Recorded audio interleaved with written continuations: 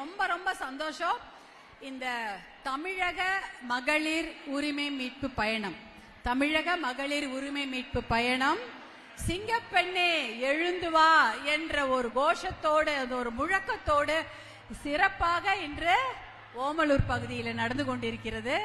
அதுவும் சேலம் மாவட்டத்தில் ஓமலூர் பகுதின்றாலே ஒரு சிறப்பு வாய்ந்த பகுதி. ஏன்னா அவ்வளோ பசுமையான பகுதி. ஓமலூர் தானே, எல்லாரும் பக்கத்துல இருந்து வந்திருக்கீங்க. ஓமலூர்னாலே நான் பல முறை இங்க வந்திருக்கிறேன். இங்க புடவை எல்லாம் நிறைய இடத்துல இது பண்ணுவாங்க, நெய்து கொண்டிருப்பார்கள். அதனால அந்த சமயம் நான் வந்திருக்கிறேன். அதே சமயம் ஏற்காடு மலையின் அடிவாரத்தில் இருக்கும் அழகிய ஊர் ஓமலூர். அவ்வளோ பச்சை பசேல்னு, ட்ரையாவே இருக்காது. அப்படியே பச்சைன்னா எப்படி, அப்படியே டார்க் பச்சை, அடர் பச்சை நிறத்தில் இருக்கக்கூடிய செழுமையான ஊர் இந்த ஓமலூர். அந்த பகுதிக்கு வருவதில் மிகுந்த மகிழ்ச்சி.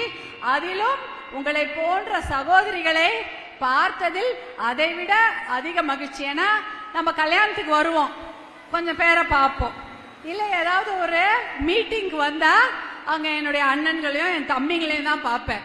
உங்களை எல்லாம் பார்ப்பதற்கு வாய்ப்பு கொஞ்சம் கம்மி தான். ஆனால் இன்றைக்கு சிங்கப்பெண்ணே எழுந்து வா அப்படின்னு சொன்ன உடனே அத்தனை பேரும் இன்னைக்கு ஓமலூர் பகுதியில் இருக்கக்கூடிய அத்தனை கிராமங்களிலிருந்து வந்திருக்கிறீர்கள். எவ்வளவு உணர்வோட, எவ்வளவு மகிழ்ச்சியோட, எவ்வளவு பாசத்தோட, இத்தனை எழுச்சியோடு வந்திருக்கும். எல்லா இடத்துலயும் அழகா உட்கார்ந்துருக்கீங்க. உங்களை எல்லாம் பார்த்ததில் மிகுந்த மகிழ்ச்சி. அதுவும் இன்னைக்கு ரொம்ப அருமையான நாள்.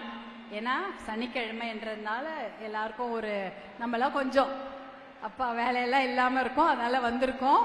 அதிலும் இந்த பகுதி பூக்களுக்கு பெயர் போன பகுதி. என பூக்களாலே வரவேற்றீர்கள்.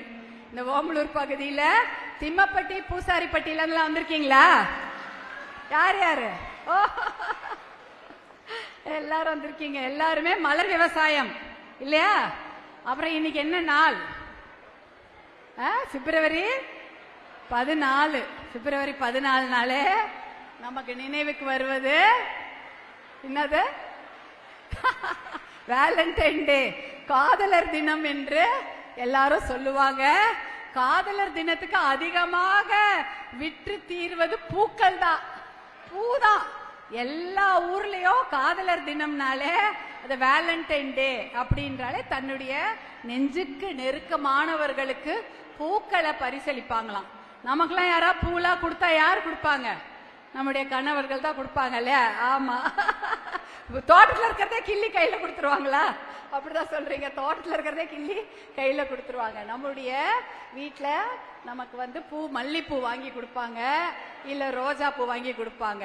ஆனா இந்த பகுதியில எல்லா நாளும் பூக்கள் விவசாயம் அதிகமாக நடந்து கொண்டிருக்கிறது. அதுவும் சாமந்தி பூ. இப்ப நீங்க என்னை இந்த சாமந்தி பூ விரிப்புல தான் என்னை கூட்டிட்டு வந்தீங்க.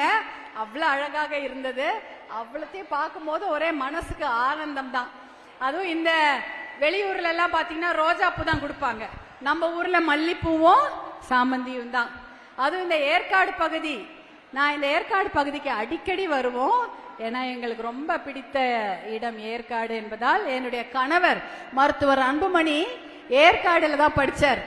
ஏற்காடு மான்ஃபோர்ட் பள்ளிக்கூடத்துல அவருடைய படிப்பு, சின்ன வயசு படிப்பு 10வது வரைக்கும், 1வது வகுப்பிலிருந்து 10வது வரைக்கும் ஏற்காடு மான்ஃபோர்ட் பள்ளியில தான் படித்தாரு. உறைவிட பள்ளி, ஹாஸ்டல்.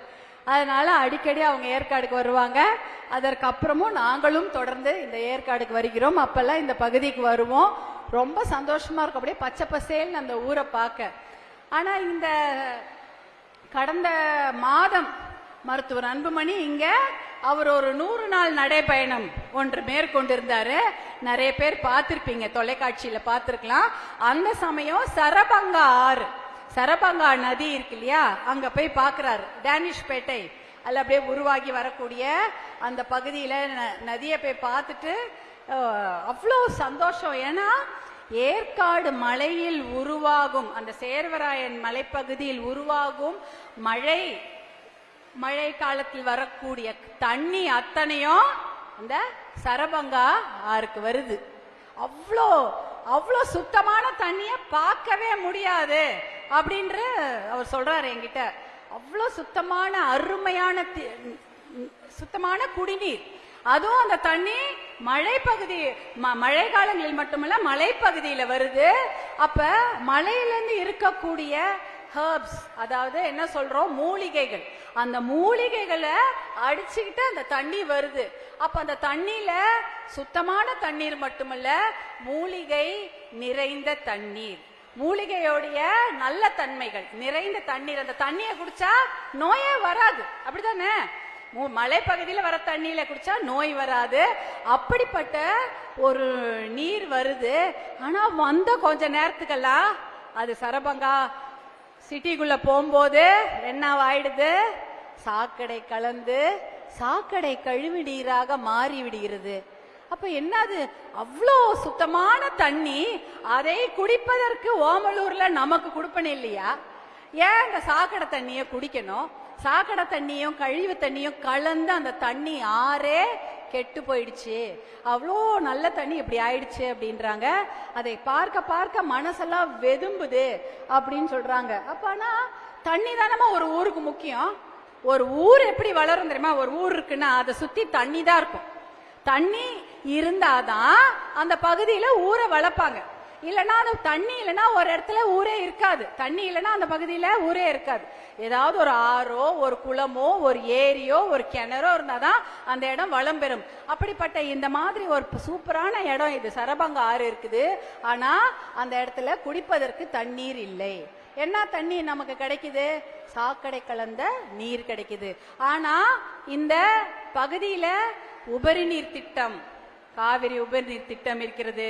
மேட்டூர் அணையிலிருந்து அந்த குடிநீர் திட்டம்லாம் இருக்கு.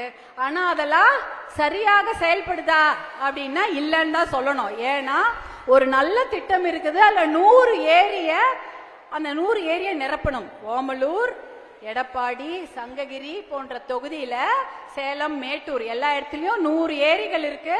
அந்த 100 ஏரியில தண்ணீர் நிரப்பினா நம்ம கிணத்துல நல்ல தண்ணீர் வரும். கிணத்துல நல்ல தண்ணீர் வேணுமா, கெட்ட தண்ணி வேணுமா? நல்ல தண்ணி வேணும். கிணத்துல தண்ணீர் இருந்தா தானே விவசாயம். என்ன இருந்தாலும் நம்ம விவசாயம் தான். இந்த பகுதியில அதிகமாக இருக்கக்கூடியவர் விவசாய பெருங்குடி தான். அப்ப அந்த நல்ல தண்ணி வரணும்னா அந்த 100 ஏரிகள் நிரப்பப்பட வேண்டும். அந்த 100 ஏரியில 82 ஏரியா குறைச்சாங்க. இப்ப ஒரு 57 ஏரியில மட்டும்தான் தண்ணீர் இருக்கு. நிறைய இடத்துல தண்ணி கிடையாது. ஆனால் அந்த ஏரிகளில் தண்ணீரை நிரப்பினால் விவசாயம் நல்லா இருக்குமா. அதே சமயம் இந்த உபரி நீர் திட்டங்களை கொண்டு வந்தா இன்னும் விவசாயம் நல்லா இருக்குமா. இந்த ஏரிகளை கனெக்ட் பண்றது மட்டும் இல்ல, இந்த சரபங்கா இந்த ஆறு தொடங்குற இடத்துல தடுப்பணை. இப்ப உங்க ஊர்ல தண்ணி மழை பெய்தால் என்ன செய்வோம்?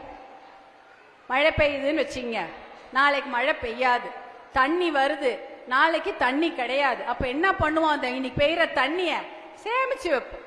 சேமிச்சு வைக்கிறதுனா என்ன?